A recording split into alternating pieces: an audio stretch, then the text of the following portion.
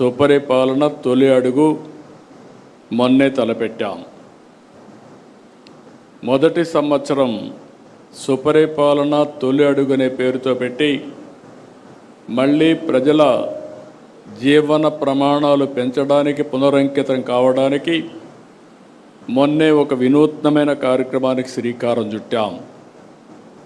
ప్రజాప్రతినిధులు, అధికార యంత్రాంగం ఇద్దరు కూడా దగ్గర 2000 మందితో ఒక కార్యక్రమానికి శ్రీకారం చుట్టి ఈ సంవత్సరం ఏం చేశాం, రాబోయే సంవత్సరం ఏం చేయాలి, 5 సంవత్సరాల్లో మనం ఏం చేయబోతున్నాం, 2047కి రాష్ట్రాన్ని ఏ విధంగా ముందుకు తీసుకుపోతామో ఒక నిర్దిష్టమైనటువంటి టార్గెట్స్తో ఆ కార్యక్రమంలో చర్చించాం. ఇందులో కూడా మీరు ఒక్కసారి చూస్తే ఇక్కడ ఉండే వాళ్ళందరం కూడా పాలసీ మేకర్స్. ఇటు శాసనసభలో చట్టాలు తేవాలన్నా, పార్లమెంట్లో చట్టాలు తేవాలన్నా ఇక్కడ మనకు ఒక ప్రత్యేకత ఉంది. ఇక్కడ అసెంబ్లీలో మనం ఒకసారి చూస్తే మనం ఒక ఎన్డీఏ గవర్నమెంట్లో ఉన్నాం, కూటమి ప్రభుత్వం ఉంది. ఈ కూటమి ప్రభుత్వంలో మెయిన్ పార్టీ తెలుగుదేశం పార్టీ, ఇంకొక పక్క జనసేన, అదే మరిగా బీజేపీ, ముగ్గురం కూడా ఉన్నాం. ఈ ముగ్గురు 3 పార్టీలు కలిసి ఎప్పటికప్పుడు సమన్వయంతో ముందుకు పోతున్నాం. మనం అందరం ఒక విషయం గుర్తుపెట్టుకోవాల్సిన అవసరం ఉంది. 5 సంవత్సరాలు ఈ రాష్ట్రంలో అనేక ఇబ్బందులు పడ్డాం. ప్రజలు కూడా అనేక ఇబ్బందులు పడ్డారు. అడుగడుగున అణచివేసే ధోరణితో ముందుకు పోతే మనం అందరం కలిసి ఆ రోజు నేను కానీ, పవన్ కళ్యాణ్ గారు కానీ, బీజేపీ కానీ అందరం కలిసి విధ్వంసం నుంచి మళ్ళీ వికాసం వైపు రాష్ట్రాన్ని పునర్నిర్మాణం చేస్తామని చాలా స్పష్టమైన హామీ ఇచ్చాం. దీన్ని నమ్మారు. నమ్మడమే కాదు, నేను రాజకీయాల్లో చూస్తే తెలుగుదేశం పార్టీ అనేక సందర్భాల్లో ఒక దిగ్విజయాల్ని సాధించాం. కానీ అవన్నీ కంపేర్ చేసుకుంటే 94% స్ట్రైక్ రేటుతో మొన్న ఎన్నికల్లో అఖండ విజయాన్ని సాధించి పెట్టారంటే అది మన మీద ఉండే నమ్మకం అని మరొక్కసారి మీ అందరికీ విజ్ఞప్తి చేస్తున్నా. ఆ నమ్మకాన్ని, ప్రజల్ని, ఆశల్ని, యాస్పిరేషన్స్ని కాపాడుకోవాల్సిన బాధ్యత మన పైన ఉంది. ఏ ప్రభుత్వం అయినా సరే చేసిన పనులు చెప్పుకోవాలి. ఏ నాయకుడైనా సరే ప్రజల్లోకి వెళ్ళడంలో నామోషి పడకూడదు. పదే మీరు ఎంత తిరగగలిగితే అంత మీరు రాణించే పరిస్థితి ఉంటుంది. ప్రజలకు మీరు ఎంత అందుబాటులో ఉంటే ప్రజలు మిమ్మల్ని ఆదరించే పరిస్థితి వస్తుంది. ఈ విషయం మనం గుర్తుపెట్టుకోవాలి. పని చేయడం ఒక ఎత్తు, ప్రజలకు అందుబాటులో ఉండడం ఇంకొక ఎత్తు. మనం చేసిన పనులు పదే ప్రజలకు చెప్పడం కూడా ఇంకొక విధానం. అదే సమయంలో కొన్ని పనులు కాకపోతే ఎందుకు కాలేదో చెప్పడం కూడా మన బాధ్యత. ఇంకొక పక్క మీరు గుర్తుపెట్టుకోవాల్సింది, ఏదైతే ఈరోజు ప్రజా సమస్యల్ని పరిష్కారం చేస్తూ ప్రజల్లో ఒక తృప్తిని మనం చూడాల్సిన అవసరం ఉంది. ఇంకొక పక్క భవిష్యత్తు పైన ఒక భరోసా, ఒక నమ్మకాన్ని కల్పించవలసిన బాధ్యత మనందరిపైన ఉంది. ఇవి రెండూ రావాలంటే మనం చేసే పనుల మీద ఆధారపడుతుంది, నాయకుడి యొక్క విశ్వాసం పైన ఆధారపడుతుంది. ఈ విషయం కూడా మీరు గుర్తుపెట్టుకోవాలి. మొన్న ఎన్నికల్లో ఎన్ని విన్యాసాలు చేసినా, ఎన్ని దౌర్జన్యాలు చేసినా నిలబడుకున్నాం, పోరాడాం, సఫర్ అయ్యాం. కానీ ప్రజలు మేమున్నామని అండగా నిలబడి, మొన్న చూస్తే నేను నా చరిత్రలో చాలా ఎన్నికలు చూశాను, కానీ ఫస్ట్ టైం మొన్న ఎన్నికలు నేను చూస్తే ఎక్కడ కూడా వీలైనంత వరకు తప్పులు చేయకుండా స్ట్రాటజీలో ముందుకు పోయాం. అలయన్స్ దగ్గర నుంచి, అభ్యర్థుల ఎంపిక దగ్గర నుంచి నిర్మోహమాటంగా అందరికీ చెప్పవలసిన విషయాలు చెప్పాం. గెలిపే ధ్యేయంగా ఆలోచించాం. అందుకే మీరు ఒక్కసారి చూస్తే మొన్న ఎన్నికల్లో దగ్గర చాలామంది కొత్త వాళ్ళు, పార్లమెంట్ అయితే మెజారిటీ కొత్త వాళ్ళు, అసెంబ్లీ కూడా మెజారిటీ కొత్త వాళ్ళు, ఫస్ట్ టైం వచ్చిన వాళ్ళు చాలామంది వచ్చారు.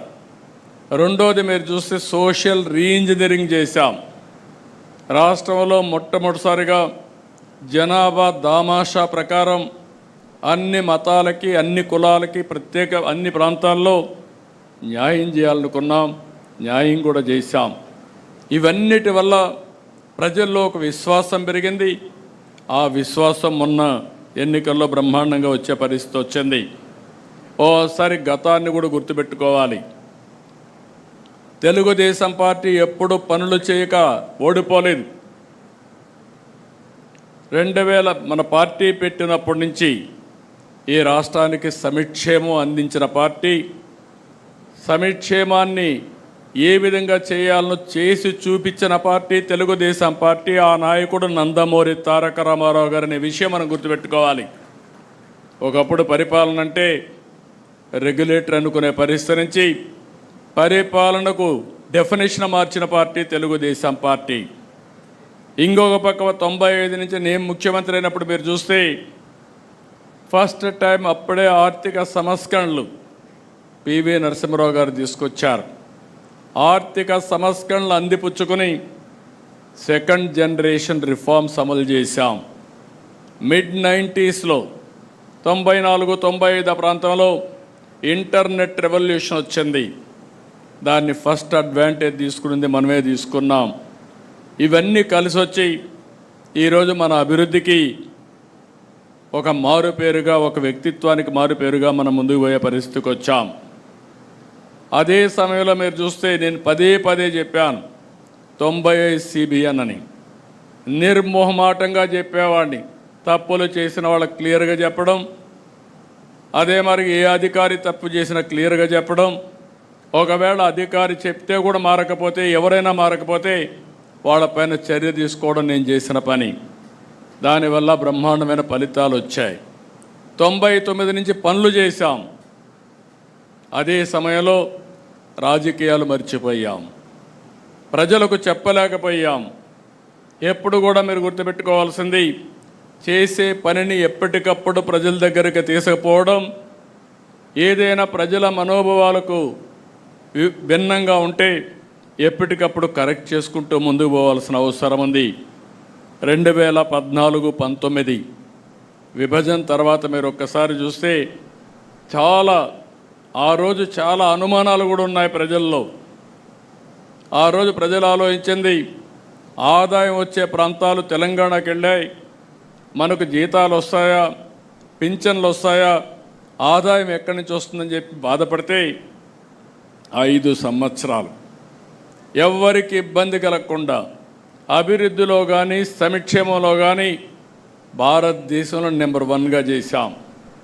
కానీ ఈ పరుగు పందెంలో మనం రాజకీయాలు మర్చిపోయాం. మనం చేసింది చెప్పలేకపోయాం. చాప కింద నీరుమారిగా మన మీద వ్యతిరేకత చెప్పి, అబద్ధాలు చెప్పి వాళ్ళు గెలిచే పరిస్థితికి వచ్చారు. అందుకని నేను మిమ్మల్ని అందరినీ కోరేది, ఈరోజు ఒక ప్రత్యేకమైన కార్యక్రమం ఇచ్చాం. ఫస్ట్ ఇయర్ ఇక్కడుండే అందరం కూడా ఈ 1 monthలో పార్టీ యంత్రాంగం, ప్రజాప్రతినిధులు కలిసి ఎవ్రీ ఇంటికి వెళ్ళి ఎన్నికల ముందు ఏ హామీలు ఇచ్చాం, ఈరోజు ఏ హామీలు మనం నెరవేర్చామో చెప్పే బాధ్యత మనందరిపైన ఉంది. దాని మీద ఒక యాక్షన్ ప్లాన్ తయారు చేసుకోవడానికే ఈ కార్యక్రమం పెట్టామని చెప్పి కూడా నేను మీకు తెలియజేస్తున్నా. ఈరోజు మనం చూస్తే ఏడాది క్రితం అంతా అయోమయం, గందరగోళం, ఎటు చూసినా చీకటి, 10 లక్షల కోట్ల రూపాయల అప్పులు, దెబ్బతిన్న వ్యవస్థలు, నిర్వీర్యమైపోయిన సంస్థలు, అతి దారుణమైన పరిస్థితి. నేను 4వసారి సీఎం అయ్యాను. గతంలో కూడా కొన్ని ఇబ్బందులు ఉన్నాయి, కానీ ఇన్ని ఇబ్బందులు, ఇంత విధ్వంసాన్ని నా జీవితంలో ఎప్పుడూ చూడలేదు. అంటే కేంద్రం ఇచ్చే డబ్బులు సెంట్రలీ స్పాన్సర్డ్ స్కీమ్స్లో 95 ఇస్తే 95 కూడా డీఫంక్ట్ అయిపోయినాయి. ఇచ్చిన డబ్బుల్ని డైవర్ట్ చేసే పరిస్థితికి వచ్చారు. నిన్న అర్బన్ డెవలప్మెంట్ రివ్యూ చేస్తూ ఉంటే మెప్మా నిధులు కూడా కేంద్రం ఇచ్చిన డైవర్ట్ చేసి మీరు అది ఖర్చు పెట్టి యూసీ ఇవ్వండి, అప్పుడే డబ్బులు రిలీజ్ చేస్తామనే పరిస్థితికి వచ్చారు. ఇప్పటికీ దగ్గర 85-86 స్కీముల్ని రివైవ్ చేశాం. దగ్గర 15,000 కోట్ల రూపాయలు వీళ్ళు ఖర్చు పెట్టి, లేకుంటే డైవర్ట్ చేసిన డబ్బుల్ని మళ్ళా ఖర్చు పెట్టి అవన్నీ కూడా మళ్ళీ ట్రాక్లో పెట్టే పరిస్థితికి వచ్చాం. ప్రజలకు ఇచ్చిన ప్రకారం ఈరోజు మనం విధ్వంసం నుంచి వికాసం వైపు ప్రయాణం మొదలుపెట్టాం. నేను అన్ని సెట్ చేశాను నేను చెప్పడం లేదు. అందుకే మీరు చూస్తే సుపరిపాలనలో తొలి అడుగే అన్నాం. ఈ ఒక్క సంవత్సరం మనం వేసింది తొలి అడుగు మాత్రం వేసాం. అయితే ఎన్ని సమస్యలున్నా సమస్యలు చూసి మనం భయపడడం లేదు. ఒక్కొక్క సమస్యని పరిష్కారం చేసుకుంటూ ఎక్కడికక్కడ మనం ముందుకు పోయాం. ఒకే లక్ష్యంగా ముందుకు పోతున్నాం. అదే రాష్ట్ర పునర్నిర్మాణం, పూర్వ వైభవం తేవడం, ఏపీని అగ్రగామిగా చేయడం అనే సంకల్పంతో మనం పనిచేస్తున్నాం. అనేక సవాళ్లు దాటాం. నేను పదే చెప్పాను. ఈరోజు రాష్ట్రంలో మీరు ఒక్కసారి చూస్తే సరైన సమయంలో ప్రజలు కూడా సరైన నిర్ణయం తీసుకుని మనకు సహకరించారు. మొన్న ఎన్నికల్లో మీరు చూస్తే అటు కేంద్రంలో ఎన్డీఏ ప్రభుత్వం వచ్చినప్పుడు మనం క్రూషియల్గా తయారయ్యే పరిస్థితికి వచ్చాం. ఎప్పుడు కూడా తెలుగుదేశం పార్టీని మీరు గుర్తుపెట్టుకోవాలి, బ్లాక్మెయిల్ రాజకీయాలు ఎప్పుడు మనం చెయ్యం. విశ్వసనీయతకు మారుపేరుగా రాజకీయాలు చేశాం.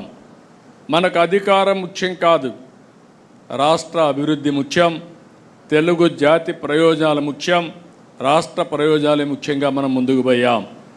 అదే సమయంలో మనం ఒకసారి మీరు ఆలోచిస్తే ఎప్పుడు అధికారంలో లేక మనం చాలా అవకాశాలు వచ్చాయి. ఒక్క మాటలో చెప్పాలంటే ఏ రాజకీయ పార్టీకి రానన్ని అవకాశాలు మనకు వచ్చాయి. ఒక ప్రాంతీయ పార్టీ నేషనల్ ఫ్రంట్ పెట్టి కేంద్రంలో ప్రభుత్వాన్ని ఏర్పాటు చేసిన నాయకుడు నందమూరి తారక రామారావు గారు, ఎన్టీఆర్.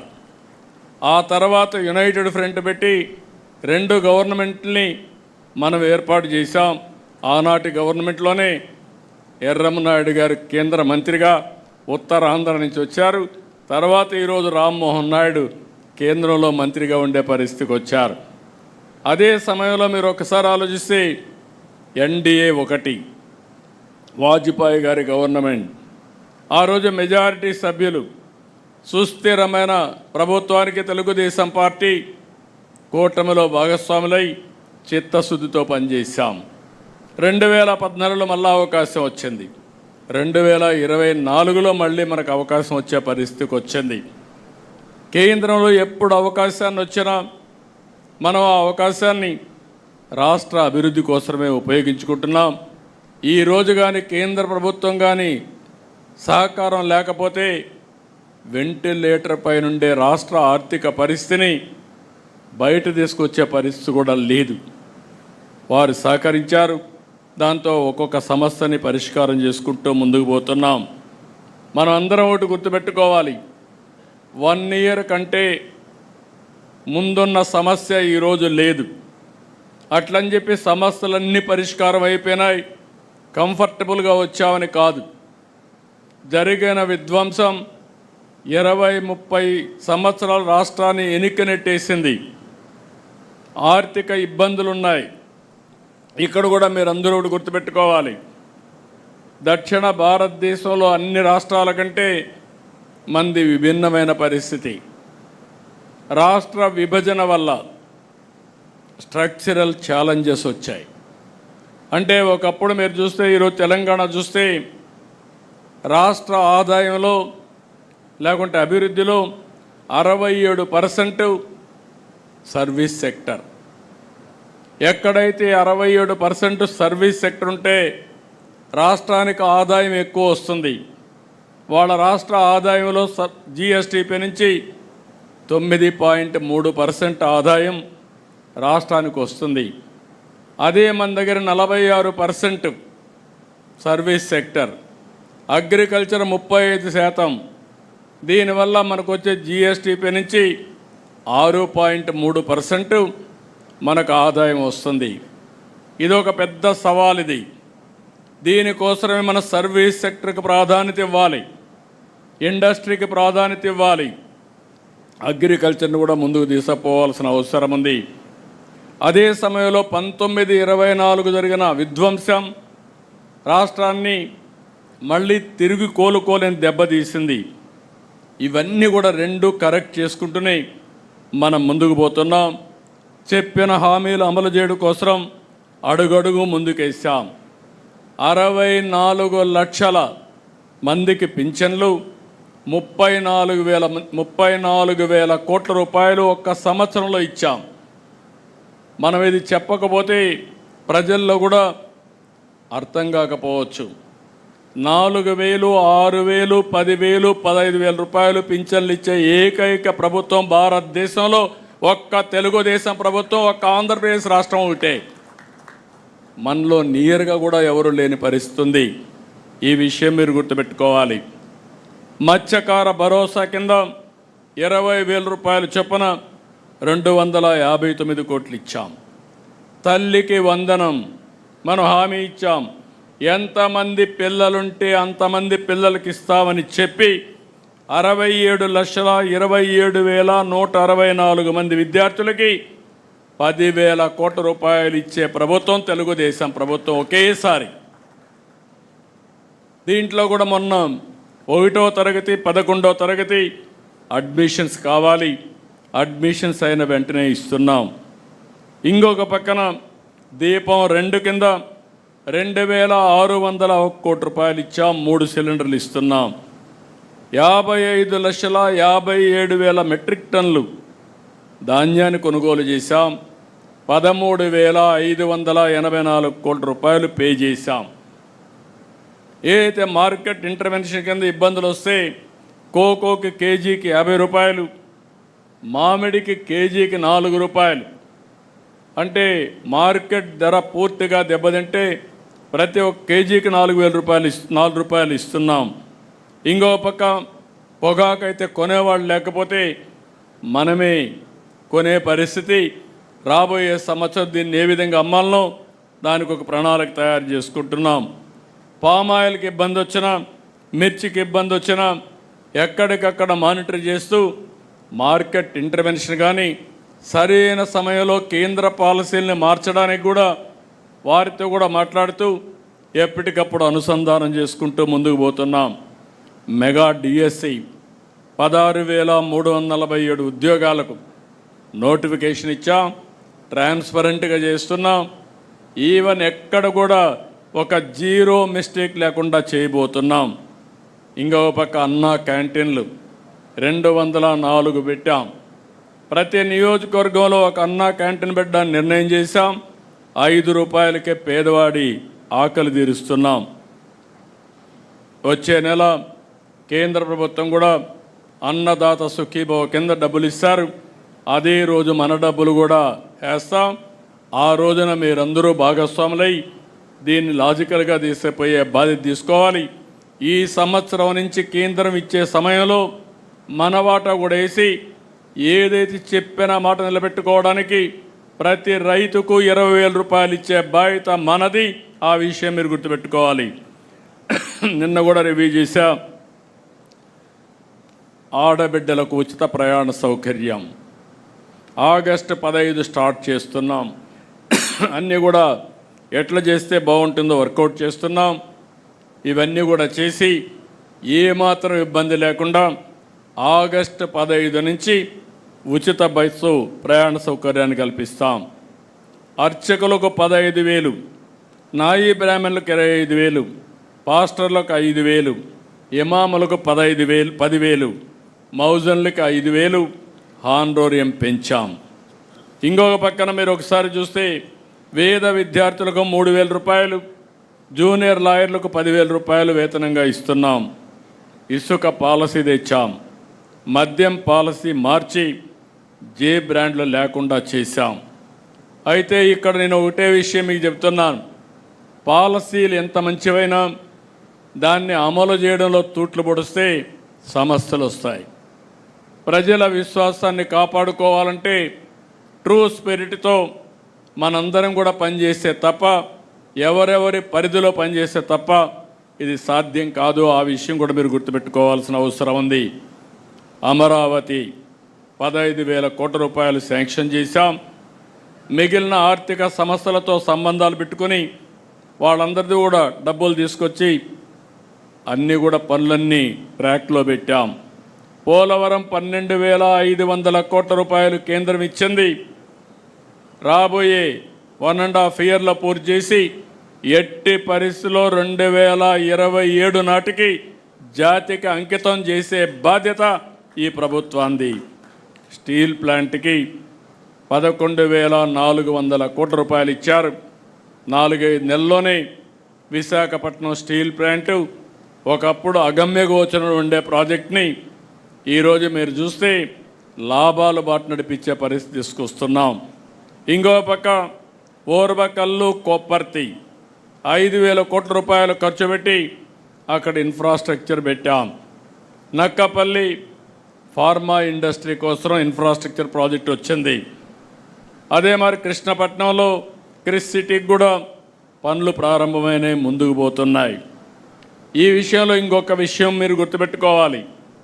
ఈరోజు వాట్సాప్ గవర్నెన్స్ వచ్చింది.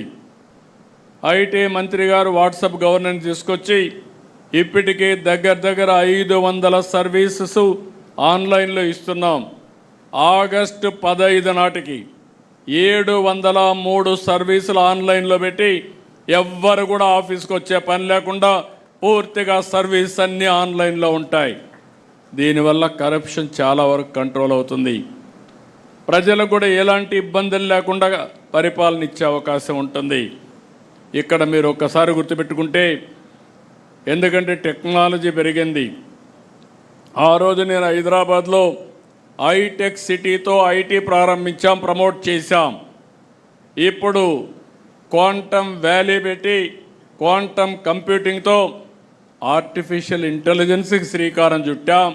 దీనికి తొలి అడుగు భారతదేశంలో టెక్నాలజీ ప్రభుత్వంలో వాడకంలో నెంబర్ 1గా ఆంధ్రప్రదేశ్ ఉంటుంది. దాంట్లో అనుమానం లేదని మరొకసారి మీ అందరికీ విజ్ఞప్తి చేస్తున్నా.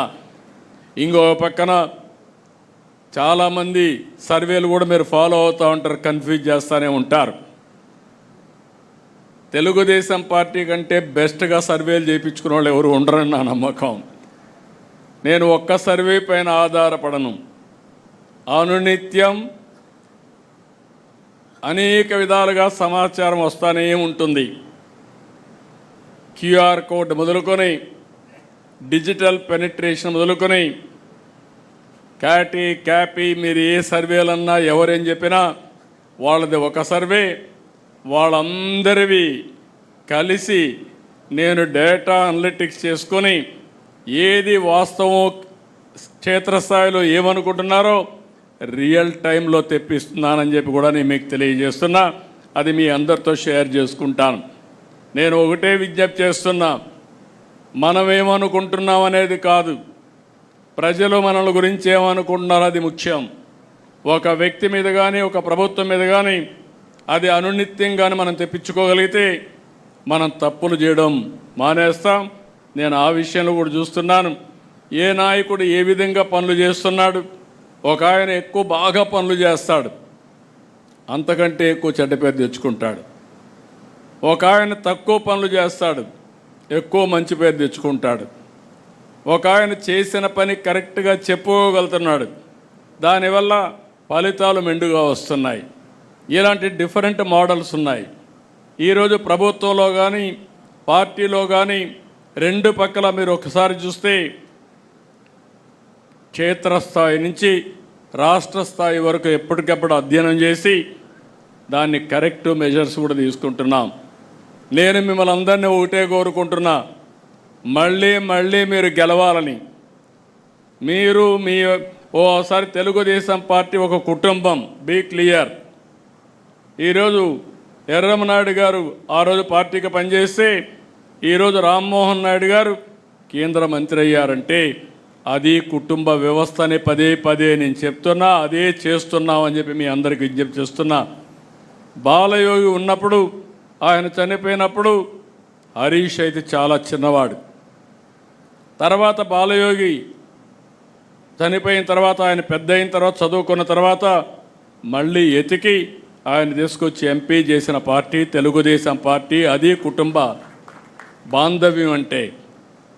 First of all A party అయినా సరే, ఏ ప్రొఫెషన్ అయినా సరే దానికి కొన్ని నామ్స్ ఉంటాయి. అలాంటి ఉన్నప్పుడు ఎవరైతే పార్టీకి సిన్సియర్గా ఉంటారో, ప్రజాసేవకు అంకితమై పనిచేస్తారో అలాంటి కుటుంబాలని గుర్తుపెట్టుకొని ఎక్కడికక్కడ మనం ముందుకు పోవాల్సిన బాధ్యత మన మీద ఉంటుంది. అప్పుడే సస్టైనబిలిటీ వస్తుంది, స్టెబిలిటీ వస్తుందని చెప్పి కూడా నేను మీకు తెలియజేస్తున్నా. అదే సమయంలో మేము ఉంటాం, వారసత్వం ఉంది, మేము పనిచేయం, మీ ఇష్టం అంటే నమస్కారం తప్ప వేరే మార్గం లేదు. హ్యాండ్ హోల్డింగ్ ఇస్తాం, మిమ్మల్ని గుర్తిస్తాం, గౌరవిస్తాం. అదే సమయంలో దాన్ని నిలబెట్టుకోవాల్సిన బాధ్యత కూడా ఉంటుంది.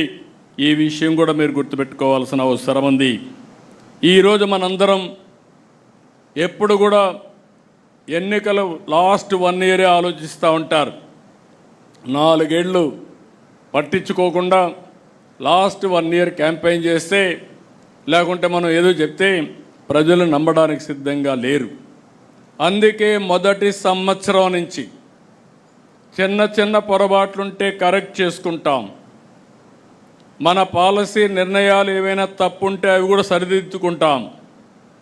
మన పరిపాలనా విధానంలో ఏమైనా లోటుపాట్లుంటే అవి కూడా కరెక్ట్ చేసుకుందాం.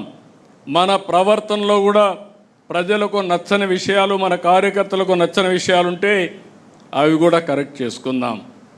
కడాన మీరు ఒకటి గుర్తుపెట్టుకోవాలి, రైట్ పాత్ అనేది ఒకటే, ట్రూత్ అనేది ఒకటే. ప్రజలు మెచ్చాలి, కార్యకర్తలు ఆమోదించాలి. తెలుగుదేశం పార్టీ ఎన్నికలప్పుడు ఏ మెజారిటీ వచ్చిందో దానికంటే అనునిత్యం ఇంకా మెజారిటీ పెంచుకునే విధంగా ప్రజా విశ్వాసాన్ని పెంచుకోవడం కోసం మనం పనిచేస్తున్నామని చెప్పి కూడా నేను మీకు తెలియజేస్తున్నా. ఇది మీకు అందరికీ కూడా కొంత కొత్త అనిపించవచ్చు, ఏంటి ఇవన్నీ అవసరం అని అనిపించవచ్చు. కానీ మనం చేసే పనులు నేను డిఫరెంట్ టైమ్స్లో డిఫరెంట్ చేశాను. ఒకప్పుడు 95లో మీరు ఒక్కసారి చూస్తే నేను వస్తున్నానంటే రాష్ట్రంలో అందరూ భయపడిపోయేవాళ్ళు. ఎక్కడ హెలికాప్టర్ ఎక్కుతానో తెలియదు. ఐఏఎస్ ఆఫీసర్లు కానీ, మన మంత్రులు కానీ, మన ఎమ్మెల్యేలు కానీ అందరికీ భయం ఉండేది. అందుకే తప్పులు చేయడానికి సాహసించేవాళ్ళు కాదు. ఇప్పుడు కాలం మారింది, కానీ టెక్నాలజీ వచ్చింది. మీకు పదే పదే సమాచారం తీసుకొని చెప్పడం, చెప్పకపోతే మీరు వినకపోతే మీరే కాదు అధికార యంత్రాంగం కూడా ఏ విధంగా ప్రజాహితం కోసం పనులు చేయాలనో అవి మాత్రం తప్పవని మరొక్కసారి తెలియజేస్తున్నా. నిన్నే స్టార్ట్ చేశాను. ఇప్పటికే 4 ఎమ్మెల్యేలు పిలిపించి మాట్లాడాను. 1 to 1 మాట్లాడుతున్నా. అవసరమైతే ప్రతిరోజు 1 గంట పెట్టుకుంటా, ఒక 4 మీతో మాట్లాడతా, నిర్మోహమాటంగా మీకు చెప్తా, మీరు చెప్పింది వింటా, మళ్ళీ నేను గైడ్ చేస్తా. మారితే శుభం, మారకపోతే మనం ఏ విధంగా ముందుకు పోవాల్సిన అవసరం ఉంది. ఈ విషయం కూడా నేను చాలా స్పష్టంగా ఉన్నా. మొహమాటం లేదు, ఎవరి విషయంలో మొహమాటం లేదు. నా విషయంలో కూడా చెప్తున్నా, నా కార్యకర్తలు ఎక్కడ నా కాన్స్టిట్యూన్సీ తప్పులు చేసినా వాళ్ళని పక్కన పెట్టడం తప్ప చెప్పిన తర్వాత మార్చుకునే విధానంతోనే ముందుకు పోతామని చెప్పి కూడా నేను మీకు తెలియజేస్తున్నా. ఇంకొక పక్క నేను ఎప్పుడూ మాట్లాడుతున్నాం, పాజిటివ్ పాలిటిక్స్, క్లీన్ పాలిటిక్స్. ఇది ఎప్పటికీ శాశ్వతంగా గుర్తింపు ఉంటుంది. ఈ విషయం మీరు గుర్తుపెట్టుకోవాలి. ఈ దేశంలో ఎవరు మాట్లాడుండరు. 2000 రూపాయలు రద్దు చేయాలని ఆ రోజు చెప్పా, 1000 రూపాయలు రద్దు చేయాలని ఆ రోజు చెప్పా. ఈరోజు 500 రూపాయలు కూడా రద్దు చేయాలని చెప్తున్నాను. ఎవరి దగ్గర డబ్బులుంటే సేవా కార్యక్రమాలు చేసి మంచి పేరు తెచ్చుకోండి, కానీ ఎన్నికల్లో ఓట్లు కొనడం అనేది చాలా బాధాకరం. 5 సంవత్సరాలు పనులు చేసి 4,000 రూపాయలు నెలకు పింఛనిచ్చి, 6,000 రూపాయలు పింఛనిచ్చి, 10,000 రూపాయలు పింఛనిచ్చి, 15,000 ఇచ్చి ఊరూరుకు రోడ్డు వేసే ఎలక్షన్లు వస్తే మళ్ళీ డబ్బులు ఇవ్వాలి అనే ఆలోచన రావడం చాలా బాధాకరం. దీని నుంచి మార్చాలి, రిఫార్మ్స్ కూడా రావాలి. అదే సమయంలో పదే పదే చర్చ కూడా జరగాల్సిన అవసరం ఉంది. నీతివంతమైన పాలన రావాలంటే, సుపరిపాలన రావాలంటే ఎవరైతే మెరుగైన సేవలు అందిస్తారో, ఎవరైతే ప్రజలకు అందుబాటులో ఉంటారో వాళ్ళకి ప్రజలు ఓట్లేసే పరిస్థితి రావాలి. కానీ ఓసారి అనిపిస్తుంది, చాలామంది చూశారు, డబ్బులతోనే గెలిచేడుగా ఉంటే మనం గెలవం. మొన్న ఎన్నికల్లో కూడా అవతల వాళ్ళు మనకంటే ఎక్కువ ఖర్చు పెట్టినా 11 సీట్లే వచ్చాయి. అంటే అక్కడ డబ్బులు పనిచేయమని తేలిపోయింది. కానీ మనం మాత్రం ఆ సమయం వస్తే ఆత్రపడతా ఉంటాం, ఆరుద్దా ఉంటుంది. ఇలాంటి సమస్యలు ఉన్నాయి. దీన్ని కూడా ప్రజా చైతన్యంలో భాగంగా మనం మాట్లాడాల్సిన అవసరం ఉంది. అందుకని ఆదర్శవంతమైన రాజకీయాలు చేద్దాం, అభివృద్ధి రాజకీయాలు చేద్దాం. మళ్ళీ వైకుంఠపాడి వద్దని పదే పదే ప్రజలకు కూడా చెప్పాలి. పైకి ఎక్కడం, మళ్ళా కిందికి పడడం, మళ్ళా సరిచేయడం, మళ్ళీ దీన్ని అధ్వానమైన పరిస్థితి తేవడం, ఇది కరెక్ట్ కాదు. ఇది కూడా మనం చేయాల్సిన అవసరం ఉంది. కంటిన్యూటీ ఆఫ్ గవర్నెన్స్ చాలా ముఖ్యం. ఇది ఇంటర్నేషనల్గా చూడండి, దేశంలో చూడండి. ఈరోజు మన సింగపూర్ చూస్తే 60 సంవత్సరాలుగా ఒకే పార్టీ 4 ప్రధానమంత్రులు. సింగపూర్ ఆ స్థాయికి రావడానికి కారణం ఆ రాష్ట్రంలో రాజకీయ విధానం, సుస్థిరమైన పాలన, సమర్థవంతమైన విధానాలని చెప్పి కూడా నేను మీకు తెలియజేస్తున్నా. మన దేశంలో మనం చూస్తున్నాం, గుజరాత్ 25 ఏళ్ళ నుంచి ఒకే పరిపాలన, ఒకే పార్టీ. యూపీ మొన్నటి వరకు యూపీలో రౌడీజం, మాఫియాలు, ఈరోజు రౌడీజం పోయింది, మాఫియాలు పోయినాయి, అభివృద్ధి జరిగే పరిస్థితి వస్తూ ఉంది. లా అండ్ ఆర్డర్ కంట్రోల్ చేసే పరిస్థితికి వచ్చారు. 11 సంవత్సరాలుగా ప్రధానమంత్రి నరేంద్ర మోడీ గారు వాళ్ళ మోడల్ని రామ్మోహన్ నాయుడు గారు మధ్యాహ్నం మాట్లాడినప్పుడు చెప్తారు, అనునిత్యం అందరూ పనులు చేస్తూనే ఉంటారు. మన చంద్రశేఖర్ గారు ఉన్నారు, వాళ్ళు డ్యూటీ వేస్తూ ఉంటారు. ప్రజలతో అనుసంధానం కావడం దినచర్యలో ఒక భాగంగా పెట్టుకుని ముందుకు పోయే పరిస్థితి వచ్చారు. అందుకే ఈరోజు మీరు చూస్తే 11వ స్థానం నుంచి ఆర్థిక వ్యవస్థ దేశంలో 4వ స్థానానికి వచ్చే పరిస్థితి వచ్చింది. ఇలాంటివన్నీ కూడా ప్రజల్లో చర్చనీయం చేయాలి, డిస్కషన్ చేయాలి. 5 ఏళ్ల తర్వాత ఎన్నికలు ఉన్నాయి, 5 ఏళ్ల తర్వాత లాస్ట్లో మాట్లాడదామంటే మీరు ఆ రోజు ఏం మాట్లాడినా ఎన్నికల కోసం మాట్లాడుతున్నారని, స్వార్థం కోసం మాట్లాడుతున్నారని ప్రజలు అర్థం చేసుకునే పరిస్థితి ఉంటుంది. అందుకే మనందరం గుర్తుపెట్టుకోవాలి, 19లో కానీ మనం గెలుసుంటే ఈ రాష్ట్రం ఎక్కడుండేది. 2004లో అప్పుడు గెలుసుంటే తెలుగు జాతి ఏ స్థాయికి వెళ్ళేదో మనం గుర్తుపెట్టుకోవాల్సిన అవసరం ఉంది. ఇక్కడ ఇంకొక విషయం కూడా, రాష్ట్రంలో గడిచిన ప్రభుత్వం తెచ్చినటువంటి బ్యాడ్ ఇమేజ్ అంతా కూడా క్లీన్ చేయాలంటే చాలా సమయం పడుతుంది. అయితే మన మీద ఒక నమ్మకం ఉంది, ఒక విశ్వాసం ఉంది, ఒకప్పుడు ట్రాక్ రికార్డు ఉంది. అందుకే ప్రజలు ముందుకొచ్చి పెట్టుబడులు పెట్టడానికి కూడా ఉత్సాహాన్ని చూపించారు. ఈరోజు మీరు చూస్తే గడిచిన 1 ఇయర్లో 9,34,000 కోట్ల రూపాయలు పెట్టుబడులు వచ్చాయి, ఒప్పందాలు చేశాం. దీనివల్ల 8,50,000 మందికి ఉద్యోగాలు వస్తాయి. ఈరోజు TCS, Google, Cognizant, Arcelor Mittal, BPCL, Reliance, Adani, Birla, Jindal, all brands are here. ఇంకా చిన్న చిన్న కంపెనీలు అన్నీ వచ్చాయి. ఆల్మోస్ట్ అన్ని కంపెనీలు వచ్చే పరిస్థితికి వచ్చింది. మనం కూడా ఒక ప్రణాళిక ప్రకారం వర్కౌట్ చేస్తున్నాం. ఉత్తరాంధ్ర కేంద్రంగా విశాఖపట్నాన్ని, అమరావతి కేంద్రంగా ఈ ప్రాంతాన్ని, అదే మరి తిరుపతి ఆ ప్రాంతాన్ని అవసరమైతే 5 జోన్స్గా చేసుకుని ఏ విధంగా అభివృద్ధి చేయాలనో అభివృద్ధి కోసం ప్రణాళికలు కూడా తయారు చేస్తున్నాం. అదే మరిగా రతన్ టాటా ఇన్నోవేషన్ హబ్ కింద హబ్ అండ్ స్పోక్ మోడల్ పెట్టుకొని ప్రతి ఒక్క ఇంటికి ఒక ఆంటర్ప్రెన్యూర్ని ప్రమోట్ చేయాలని కూడా ఆలోచిస్తున్నాం.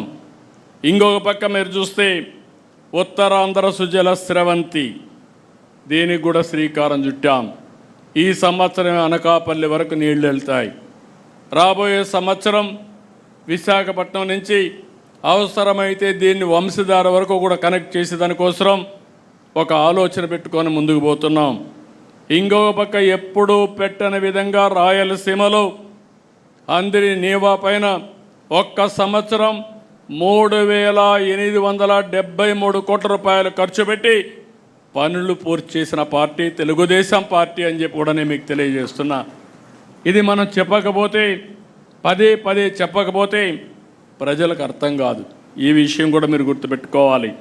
ఇంకో పక్క రాయలసీమలో aerospace, defence, automobile, electronics, food processing పరిశ్రమలు తీసుకొస్తున్నాం. ఓర్వకల్లో డ్రోన్ సిటీ, తిరుపతిలో లేపాక్షి, కడపలో జిందాల్తో steel plant, Kopparthi industrial park కూడా తీసుకొస్తున్నాం. విశాఖపట్నంలో పెద్ద ఎత్తున యు నేమ్ ఎనీథింగ్ అన్నీ కూడా వచ్చే పరిస్థితి వచ్చింది. గూగుల్ వస్తూ ఉంది, విమానాశ్రయం పూర్తి అవుతూ ఉంది, ఇంకో మెట్రో తీసుకొస్తున్నాం. ఇంకో పక్క 2 స్టీల్ ప్లాంట్లు. అంటే భారతదేశంలో ఒక జిల్లాలో ఇంత పెద్ద ఎత్తున స్టీల్ ప్రొడ్యూస్ చేసే రాష్ట్రం లేదు, జిల్లా లేదు. అలాంటి మిత్తల్ది కానీ ప్లస్ విశాఖపట్నం స్టీల్ ప్లాంట్ 2 వచ్చే పరిస్థితికి వచ్చింది. ఇంకొక పక్కన మీ అందరికీ పదే పదే చెప్పాను, PM Surya Ghar roof top solar 20 లక్షల ఫ్యామిలీస్లో మనం దీన్ని తీసుకెళ్లాలనుకున్నాం. నిన్నే కుప్పంలో టెండర్ పిలిచారు, బాగానే కాస్ట్ ఎఫెక్టివ్గా వచ్చింది. దాన్ని రోల్ అవుట్ చేయమన్నా త్రూ అవుట్ ది స్టేట్ చేస్తున్నాం. మీ క్యాంపెయిన్లో ఇది కూడా మీరు తీసుకోవాలి. ఎవరైతే ఎస్సీ ఎస్టీలకి పూర్తిగా మనమే పెట్టి ఫ్రీ కరెంట్ ఇస్తాం, వాళ్ళకి కానీ సర్ప్లస్గా కానీ ప్రొడ్యూస్ చేస్తే అది గ్రిడ్కి ఇస్తే అదనంగా వాళ్లకు మానిటైజేషన్ వస్తుంది. అదే మాదిరిగా బీసీలకు 98,000 వరకు 3 కిలోవాట్ల వరకు వాళ్ళు సోలార్ పెట్టుకోవడానికి వెసులుబాటు ఇస్తాం.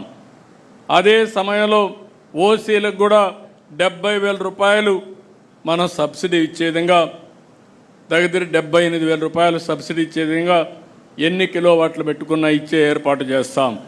దీన్ని ప్రమోట్ చేయాలి, మన కార్యకర్తలకు కూడా చెప్పాలి. దీన్ని పెట్టుకోగలిగితే కరెంటు ఛార్జీలు కట్టే పరిస్థితి ఉండదు. అవసరమైతే అదనంగా ఉత్పత్తి అయితే ఈవీ వెహికల్స్కి ఛార్జింగ్ చేసుకునే అవకాశం కూడా వస్తుంది. కుసుమ్ కూడా పెట్టాం. ఎవరైనా ముందుకు రైతులు వస్తే కుసుమ్ కింద వాళ్లకు ఫ్రీగా పెట్టించి అదనపు కరెంటు అమ్ముకునే విధంగా, అదనపు కరెంటు వాళ్ళు వేరే విధంగా వాడుకోవడానికి కావాలంటే ఇంటికి వాడుకోవడానికి కూడా పెడతాం. ఇవన్నీ మనం చేసిన పనులు చెప్తూనే జరిగే రాజకీయాలు కూడా మీరు చెప్పాలి. నేడు రాజకీయాలు పూర్తిగా మారిపోయినాయి. ఈరోజు మీరు ఒకసారి చూస్తే ఎకనామిక్ టెర్రరిస్టులు వచ్చే పరిస్థితి వచ్చింది.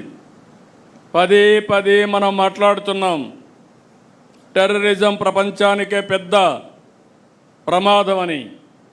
అదే సమయంలో ఎకనామిక్ టెర్రరిజం కూడా దేశ ఆర్థిక వ్యవస్థకి, రాష్ట్ర ఆర్థిక వ్యవస్థకి అంతే ప్రమాదం. ఇంకో పక్క క్రిమినల్స్ రాజకీయ ముసుగులో తిరుగుతున్నారు. నేను పదే పదే చెప్పాను, ఈ విషయం కూడా మీరు అధ్యయనం చేసుకోవాల్సిన అవసరం ఉంది. తీవ్రవాద సమస్య, ఫ్యాక్షన్ పాలిటిక్స్, అదే సమయంలో కమ్యూనల్ వైలెన్స్, రౌడీజం నిర్మోహమాటంగా అణిచివేశాం. అక్కడ రాజీ లేదు, అడ్డంకులు లేవు.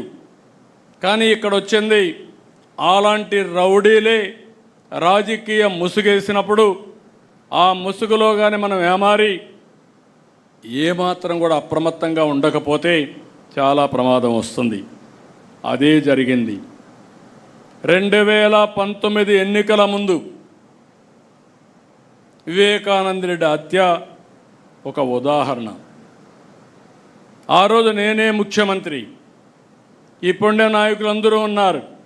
ఎన్నికల్లో చాలా బిజీగా ఉన్నాం సీట్ల పంపిణీలో. తెల్లవారితో నిద్రలేస్తే వార్త సాక్షి పేపర్లో గుండెపోటుతో చనిపోయాడు. నేను కూడా నమ్మాను. నేను ఎప్పుడు ఒక అనుమానంగా చూస్తాను. ఏ విషయం మీరు చెప్పినా చెవిలో పెట్టుకుంటూనే ఇంకొక చెవిలో ఆలోచిస్తూ ఉంటాను, ఇది చెప్పింది కరెక్టా లేదా అని వెరిఫికేషన్ చేసుకుంటాను. అలాంటి నేను వెరిఫికేషన్ చేసుకోకుండా నమ్మా. టైం పాస్ అయింది. డెవలప్మెంట్స్ ఎప్పుడో మీకోసం నా కోసం ఆగవు. ఈ విషయం కూడా మీరు గుర్తుపెట్టుకోవాలి. ఇది ఒక కేస్ స్టడీ మీ మనసుల్లో ఉండాలి. తెల్లవారితో ఇది జరిగింది. ఎవరైతే చేసిన వ్యక్తులు జాగ్రత్తగా ఉన్నారు, ప్రణాళికలు రచించుకుంటున్నారు, మనం మాత్రం కంట్రోల్ చేయాల్సిన వ్యక్తులం ఏమరపాటుకు గురయ్యాం. ఏమరపాటుకు గురవుతానే అక్కడి నుంచి మీరు చూస్తే తీరిగ్గా హైదరాబాద్ నుంచి కారు వచ్చాడు. ఆయన కుమార్తె అడిగింది పోస్ట్ మార్టం చేయమని. అప్పటికే బాక్స్ కూడా రెడీ అయిపోయింది.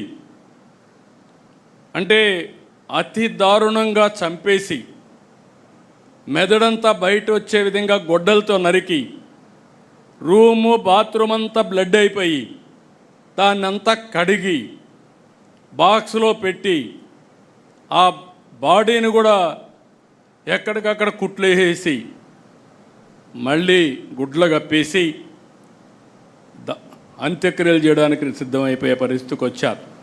అప్పుడు తీసుకుపోయి పోస్ట్ మార్టం చేస్తే ఇమ్మీడియట్గా ఇది గొడ్డలు వేయటం తేలిన 5 నిమిషాల్లో మాట మార్చేసి నా తండ్రి చనిపోయాడు, ఈరోజు మా బాబాయిని కూడా చంపేశారు, నేను అనాథ అయిపోయానని చెప్పితే ఈ రాష్ట్రం నమ్మింది. మనం మోసపోయాం. ఒక్క విషయం మీరు గుర్తుపెట్టుకోవాలి. ఉండేవాళ్ళు పాలసీ మేకర్స్ ఉన్నాం, పాలసీని ఎగ్జిక్యూట్ చేసే మంత్రులు ఉన్నాం. ఆ రోజు కానీ మనకు ఆలోచన వచ్చాయి కరెక్ట్గా 1 గంట 2 గంటలు అక్కడ అన్నీ వదిలిపెట్టండి, 2 గంటలు మనం ఆలోచించి అప్పటికప్పుడే మొత్తం రికార్డ్స్ అన్ని సీజ్ చేసి దోషులను కానీ అరెస్ట్ చేసుంటే మనం ఓడిపోయేవాళ్ళం. తమ్ముళ్ళు ఎమ్మెల్యేలు మీరు గుర్తుపెట్టుకోవాలి. That is politics. Right time.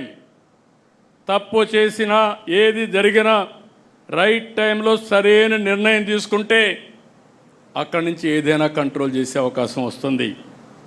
కానీ మనం పెద్ద మనుషులం, మనం ఇలా విధంగా ఆలోచించాం కాబట్టి ఏం జరిగినా మనం నిమిత్త మాత్రం అంటే రాష్ట్రం నష్టపోతుంది. అదే జరిగింది. అదొక్క సంఘటన కాదు. కోడికత్తి డ్రామా చూశారు, గులకరాయి డ్రామా చూసాం. అది అధికారంలో ఉండి ఒకప్పుడు అపోజిషన్లో ఉండి బాబాయ్ హత్య, అపోజిషన్ అయిపోయిన తర్వాత అధికారంలో ఉంటే మళ్ళీ డ్రామాలు. ఇప్పుడు మళ్ళీ అపోజిషన్లోకి వస్తే ఇంటి దగ్గర ఫైర్ యాక్సిడెంట్ అనే పేరు పెట్టి గడ్డేదు గాలిందని దాన్ని రాజకీయం చేయడం. అది చేసినప్పుడు మీ ఇంట్లో టీవీలు ఉన్నాయి, సీసీటీవీ కెమెరాలు ఉన్నాయి, డేటా ఇమ్మంటే నేను డేటా ఇవ్వను, నువ్వేం చేసుకుంటా చేసుకో, కానీ మీరు నాకు సెక్యూరిటీ లేకుండా చేస్తాను ఎదురుదాడి చేయడం. నిన్న మొన్న మీరు చూశారు, ఒక రాజకీయ నాయకుడు పరామర్శిస్తాడు, తప్పు లేదు, పరామర్శించేవాడు ఎవరిని పరామర్శించాలి? గంజాయి బ్యాచ్నా, రౌడీ షీటర్నా? అంటే మీ పార్టీలో ఉండే రౌడీ షీటర్లు గంజాయి బ్యాచ్ని మీరు ప్రోత్సహిస్తే మేము యాక్షన్ తీసుకుంటే అది తప్పు. యాక్షన్ తీసుకోకపోతే మీ అందరికీ లైసెన్సు. రాష్ట్రం అంతా వెళ్ళి ఇష్టానుసారంగా 3 సంవత్సరాల ఆడబిడ్డలపైన అత్యాచారాలు చేస్తూ ఉంటే వీళ్ళని వదిలిపెట్టాల. వదిలిపెట్టకుండా ఫర్మ్ యాక్షన్ తీసుకుంటే పోలీసులు ఎక్సెస్గా బిహేవ్ చేస్తున్నారని మాట్లాడతారు. అది అయిన తర్వాత మీరు చూశారు. రెండోది నేరుగా గుంటూరు సత్తెనపల్లిలో మీరు జరిగింది చూస్తే ఎంత దారుణంగా జరిగిందో ఒక్కసారి మీరు గుర్తుపెట్టుకోండి. కారులో పోతూ కారు కింద హిట్ అండ్ గో, చక్రాల కింద మనిషి పడిపోతే మనమైతే దారిలో ఉంటే పక్కన యాక్సిడెంట్ అయితే నిలబెట్టి ముందు వాళ్ళని హాస్పిటల్కి పంపించి పరామర్శించి టైం ఉంటే మనమే తీసుకుపోయి హాస్పిటల్కి పంపించిన తర్వాత మళ్ళీ ప్రయాణం కొనసాగిస్తాం, ఎంత అర్జెంట్ అయినా. అది సోషల్ రెస్పాన్సిబిలిటీ. అలాంటిది నీ కారు కింద పడిపోతే కనీసం పట్టించుకోకుండా తీసి బయట పారేసి వెళ్ళిపోయిన సందర్భాన్ని మనం చూస్తే, తిరిగి ఇదే కారులో జరిగిందని ఎవిడెన్స్ వచ్చిన తర్వాత, పేపర్ ఉందని టీవీ ఉందని ఎదురుదాడి చేసే పరిస్థితి వస్తే ఎక్కడికి పోతున్నాం రాజకీయాలు?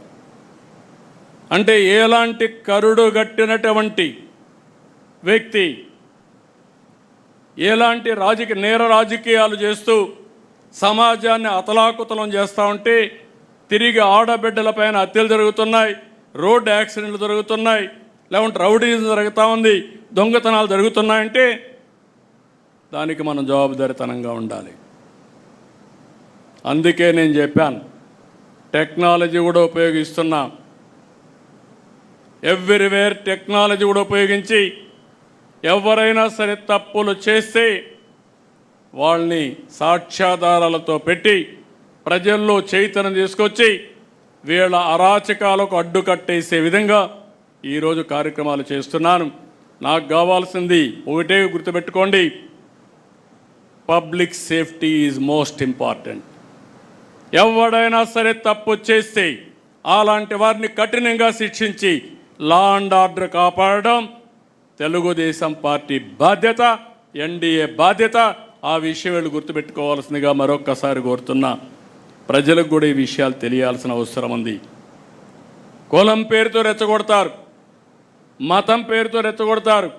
ఒక పాస్టర్ హైదరాబాద్ నుంచి బయలుదేరి వచ్చి తాగుతూ వచ్చి కడాన యాక్సిడెంట్ చనిపోతే ప్రభుత్వం చంపేసిందని పెడతారు, పోలీసులు చంపేశారని పెడతారు. నేను సమాచారం ఇమ్మంటాను, సాక్ష్యాలు ఇమ్మంటాం, సమాధానం చెప్పరు. వెనకుండే రాజకీయాలు చేస్తారు. ఇలాంటి నీతి మాలిన రాజకీయాలు చేస్తే రాజకీయ ముసుగు తీసి నేరస్తులను నేరస్తులుగానే ట్రీట్ చేస్తామని మరొకసారి మీ అందరికీ విజ్ఞప్తి చేస్తున్నా. ఇక్కడ మీకు కూడా గుర్తుపెట్టుకోవాల్సింది, ఎప్పుడు కూడా అబద్ధం అనేది చాలా పవర్ఫుల్. ఇది నిజం గడప దాటేసరికి అబద్ధం ఊరంతా చుట్టొస్తుంది. ఆ అబద్ధం మీకే అనుమానం వచ్చేస్తుంది, నేను నిజం చెప్తున్నానా లేకపోతే నేను కూడా మోసపోయానా అని అనుమానం కలిగే పరిస్థితి వస్తుంది. అందుకే ప్రతి ఒక్కరు కూడా అప్రమత్తంగా ఉండడమే కాకుండా మీకు ఎన్ని పనులున్నా వాస్తవాన్ని ప్రజలకు చెప్పడంలో, పదే పదే చెప్పడంలో మీరు చొరవ తీసుకోవాల్సిందిగా నేను మిమ్మల్ని కోరుతున్నా. ఎందుకంటే మీరు అందరం గుర్తుపెట్టుకోవాలి, ఈ దేశ రాజకీయాల్లో ఇది కొత్త అలవాటు, పోకడ. ఏ రాజకీయ పార్టీ పేపర్ పెట్టుకోలేదు, ఏ రాజకీయ పార్టీ టీవీ పెట్టుకోలేదు, ఏ రాజకీయ పార్టీ ఇంత బరిదిగించి డబ్బులు సంపాదించి ఆ డబ్బులతో మళ్ళా మేనేజ్మెంట్కి పోయే పరిస్థితుల్లో లేరు. ఇలాంటివి వచ్చినప్పుడు అయితే ఇవి సర్వైవ్ అవుతాయని అనుకోను. ఆ పేపరే కాపాడితే, ఆ టీవీయే కాపాడితే 11 సీట్లు వచ్చేటివి కాదు. కానీ ప్రజల్లో కన్ఫ్యూజన్ చేయడానికి, లేకుంటే ప్రజల్ని మభ్యపెట్టడానికి పనికొస్తాయి. దీన్ని కూడా మనం అప్రమత్తంగా ఉండి ఏం చేయాలో చేయాల్సిన అవసరం ఉంది. ఇప్పుడు సోషల్ మీడియా కూడా వచ్చింది, ఇది మరీ ప్రమాదంగా ఉంటుంది. వ్యక్తుల యొక్క క్యారెక్టర్ని అసాసినేషన్ చేసే విధంగా ఆడబిడ్డల యొక్క అన్ని విధాల అవమానం చేసే విధంగా కూడా సోషల్ మీడియా వచ్చే పరిస్థితి వస్తుంది. గౌరవంగా బతకాలంటే గౌరవంగా బతికే వాళ్ళని కూడా ఇబ్బంది పెట్టే విధంగా వస్తుంది. ఇది కూడా మనం గుర్తుపెట్టుకొని ఓసారి వాళ్ళు తిట్టే విషయాలు చూస్తూ ఉంటే సోషల్ మీడియాలో నాకే 2 నిమిషాలు మనసు అతలాకుతలం అయిపోతుంది, ఏంట్రా అని. అలాంటివి వస్తాయి. అయితే ఇది యథార్థం అని గుర్తుపెట్టుకొని దీన్ని ఏ విధంగా హ్యాండిల్ చేయాలనో ప్రివెంటివ్ కానీ అదే మరి ఫర్మ్ యాక్షన్ కూడా మనం చేయాల్సిన అవసరం ఉందని చెప్పి కూడా నేను మీకు తెలియజేస్తున్నా. ఈ రోజుల్లో నెల రోజులు నేను బ్రాడ్గా మీకు ఇండికేషన్ ఇచ్చాను. 1 మంత్ నా దగ్గర నుంచి లాస్ట్ మైల్లో ఉండే కేఎస్ఎస్ వరకు అందరం కూడా పేరుకు మన వాళ్ళు ఉన్నారనేది కాదు. ఈ 1 మంత్ ఎవ్రీ గడప మనం తొక్కాల్సిన అవసరం ఉంది. ప్రతి ఒక్క వ్యక్తిని మనం కలవాల్సిన అవసరం ఉంది. ఈ కష్టకాలంలో ఎన్ని ఇబ్బందులున్నా ఆర్థిక వ్యవస్థని మళ్ళీ గట్టెక్కించడానికి ఏమేం చేసాం చెప్పాల్సిన అవసరం ఉంది. ఇన్ని కష్టాల్లో ఇచ్చిన మాట నిలబెట్టుకోవడానికి అనునిత్యం ఏ విధంగా పనిచేస్తున్నామో చెప్పాల్సిన అవసరం ఉంది. మీకు ఒక విషయం చెప్పి నేను ముగిస్తాను. ఇటీవల మనం మాట ఇచ్చాం, కేంద్ర సహకారం తీసుకుంటున్నాం, మన ఆర్థిక వనరులన్నీ కూడా సమీకరించుకుంటున్నాం. ఎప్పుడూ లేని విధంగా నేను మళ్ళీ కమర్షియల్ ట్యాక్స్ అయితే జిఎస్టీ అయితే జిల్లా అధికార యంత్రాంగంతో కూడా మాట్లాడుతున్నాను. వాళ్ళకు కూడా అకౌంటబిలిటీ ఫిక్స్ చేస్తున్నాను. వనరుల సమీకరణ కోసం ముందుకు పోతున్నాం. స్ట్రక్చరల్ ఛాలెంజెస్ని ఇటీవల జరిగినటువంటి ధ్వంసాన్ని 2 నుంచి బయటపడేయడానికి అనేక విధాలుగా ఆలోచించి మాట నిలబెట్టుకోవడానికి సంక్షేమ కార్యక్రమాలు ఇవ్వాలి. నేను పదే చెప్పాను, అభివృద్ధి సంక్షేమం 2 ప్యారలల్గా తీసుకెళ్తాం. అభివృద్ధి జరిగితే ఆదాయం పెరుగుతుంది, ఆదాయం పెరిగితే సంక్షేమానికి అభివృద్ధికి మళ్ళా నిధులు వస్తాయి. ఒక్కోసారి అప్పులు తెస్తే అప్పులు ఇచ్చేవాళ్ళు కూడా ఉండరు. కానీ 5 సంవత్సరాల్లో జరిగింది ఏంటి? అప్పులు తీసుకొచ్చారు. కడాన కొన్ని అప్పులు మీరు చూస్తే 25 సంవత్సరాలు మద్యపాన నిషేధాన్ని పెడతామన్న పార్టీ మద్యపానాన్ని తాకట్టు పెట్టి 25 సంవత్సరాలు తాకట్టు పెట్టి దగ్గర 25,000 కోట్ల రూపాయలు అప్పు తీసుకొచ్చే పరిస్థితికి వచ్చారు. ఎంఆర్ఓ ఆఫీసుల్ని తాకట్టులు పెట్టారు. ఇంకో పక్క మీరు చూస్తే ఎక్కడికక్కడ హాస్పిటల్స్ తాకట్లు పెట్టే పరిస్థితికి వచ్చారు. ఈరోజు మనం వచ్చిన తర్వాత ఏదైతే అమరావతి మానిటైజేషన్ ప్రాజెక్ట్ అది ఈరోజు రైతుల ముందుకు వచ్చారు, భూమి ఇచ్చారు, తిరిగి డెవలప్ చేసి వాళ్ళకి ఇస్తాం. కొంత భూమి ఆఫీసులు కానీ ఇన్ఫ్రాస్ట్రక్చర్ కడతాం, కొంత భూమి మిగిలితే కొన్ని సంస్థలు కూడా ఇచ్చి ఆ మిగిలిన దాన్ని అమ్మితే ఆ డబ్బులతో ఇన్ఫ్రాస్ట్రక్చర్ డెవలప్ చేసే పరిస్థితి వస్తుంది. అయితే ఈరోజు డబ్బులు రాదు, ఇప్పుడు అమ్మితే తక్కువ ధరలు ఉంటాయి, అభివృద్ధి పెరిగితే ధరలు పెరుగుతాయి. నేను హైదరాబాద్లో చూశాను, హైటెక్ సిటీ ప్రారంభించినప్పుడు ఆ ప్రాంతంలో ఎకరాలు 1,00,000 రూపాయలు, ఇప్పుడు 100 కోట్ల రూపాయలు. అది దాని విలువ. అభివృద్ధి జరిగినప్పుడు విలువ మారిపోతుంది. ఒక ఇండస్ట్రీ వచ్చినా, ఒక రోడ్డు వచ్చినా, ఏది వచ్చినా ఆ విధంగా దాన్ని చేస్తే అందరికీ లెటర్లు పంపించారు, వ్యతిరేక క్యాంపెయిన్ చేశారు. ఆ రోజు కూడా ఇదే మారిగా అమరావతి పైన విష ప్రచారం చేసి డబ్బులు ఇవ్వకుండా అన్ని ఏజెన్సీలకు పంపించి ఇష్టానుసారంగా ప్రవర్తించారు.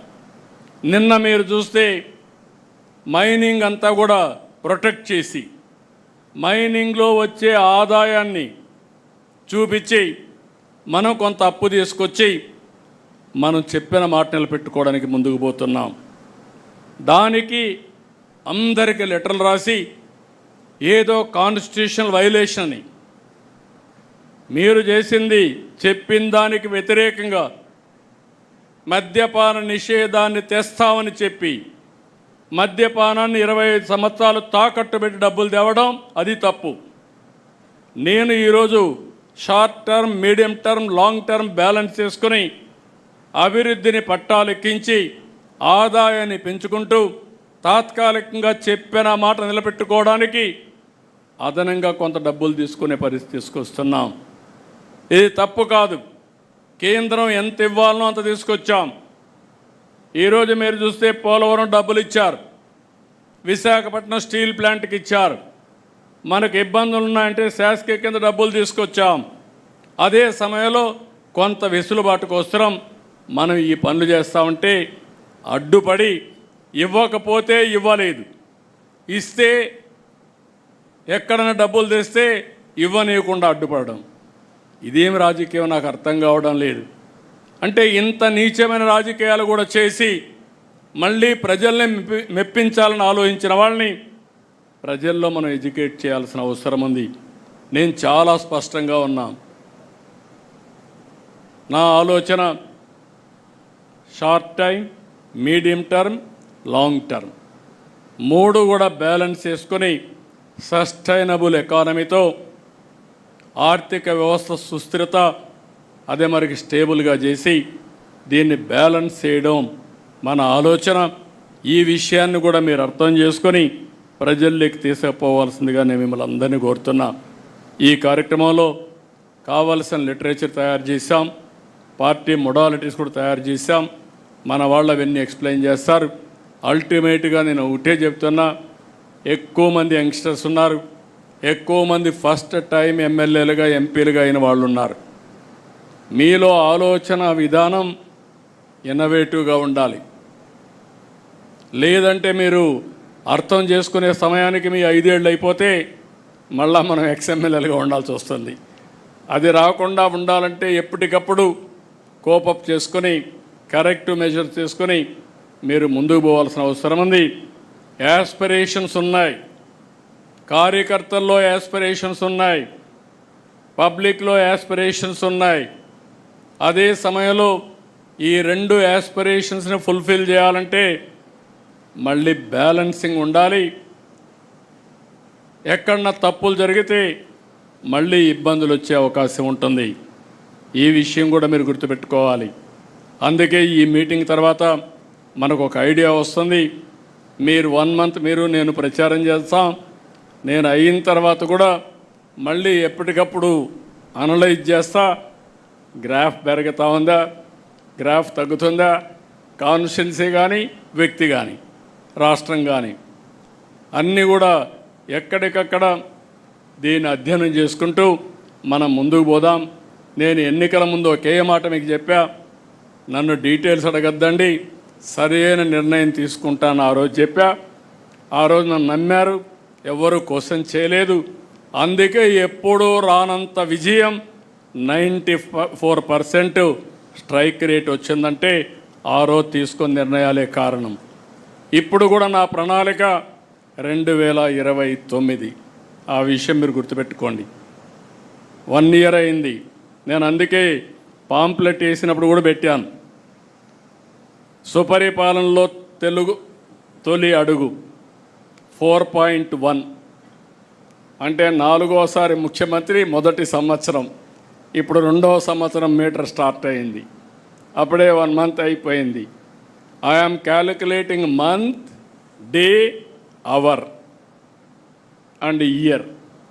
సో ఎవ్రీ నిమిషం ఆలోచించుకొని మనం చేయవలసిన పనులు గుర్తుపెట్టుకొని అవి చేస్తూనే అవి సమర్థవంతంగా ప్రజల్లోకి తీసుకుపోవడానికి మనందరం కూడా చేయాల్సిన అవసరం ఉంది. కార్యకర్తల్లో ఉత్తేజాన్ని తేవాలి. అది కూడా మళ్ళీ నేను మాట్లాడినప్పుడు చెప్తాను. అదే సమయంలో ప్రజలకు అందుబాటులో ఉండాలి. 2 కూడా బ్యాలెన్స్ చేసుకొని ముందుకు పోవాల్సి కోరుకుంటూ ఈ కార్యక్రమానికి వచ్చిన మిమ్మల్ని మళ్ళీ ఒకసారి చెప్తున్నా, ఆషామాషిగా తీసుకోవద్దండి, సీరియస్గా తీసుకోండి. అయితే ఇది నాట్ మరీ ఇది కూడా కాదు. నేను అందుకే పదే చెప్తున్నా, ఈ మధ్య హార్డ్ వర్క్ కాదు కావాల్సింది, స్మార్ట్ వర్క్. పార్టీలు కూడా కావాల్సిన స్మార్ట్ వర్క్ కావాలి. ఆ టెక్నిక్స్, ఆ స్కిల్స్ మీకు వస్తే చాలా ఈజీగా ఉంటుంది. సులభంగా ఉంటుంది. రెండవది ఎంజాయ్ చేసే అవకాశం కూడా వస్తుంది. ఎప్పుడు కూడా ఫెటిక్ వస్తుందంటే కారణం ఇష్టం లేకుండా పనిచేస్తే. ఇష్టం లేకుండా పనిచేస్తే కష్టం అనిపిస్తుంది. ఇష్టంగా పనిచేస్తే ఆనందాన్ని, ఎనర్జీని పెంచుతుంది. ఈ విషయం కూడా మీరు గుర్తుపెట్టుకోవాల్సిందిగా మరొక్కసారి కోరుకుంటూ, ఆ దిశగా సుపరిపాలనలో తొలి అడుగు గ్రాండ్ సక్సెస్ అయ్యేట్టుగా 30 days. ఇంకొక పని లేదు. No exemption, no permissions, no టానా, నో ఆట. మీరు అవన్నీ పెట్టుకుంటే మాత్రం ఈడ లేనిపోని ప్రాబ్లమ్స్ వస్తాయి. టాటా చెప్పేస్తారు. మీరు ఆట టానా ఆడిపోతే మీకు టాటా ఇక్కడ చెప్పేస్తారు. అక్కడి నుంచి మీరందరూ ఫినిష్ అయిపోతాం. కాబట్టి ఇవన్నీ గుర్తుపెట్టుకోవాలి. There is no substitute. అందరం కలిసి సమిష్టిగా పనిచేద్దామని మరొక్కసారి విజ్ఞప్తి చేస్తూ అందరికీ నమస్కారాలు. Thank you one and all.